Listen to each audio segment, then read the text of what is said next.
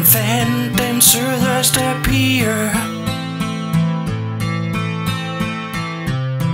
på en Facebook-side. Single i Viborg Main. Han vidste, nu var lykken nær.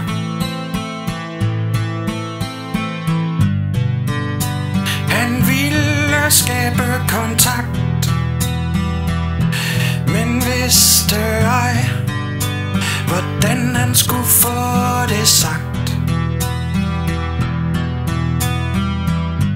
Han vidste ikke, hun var for stram. Hun fandt ud af, at han var for klam.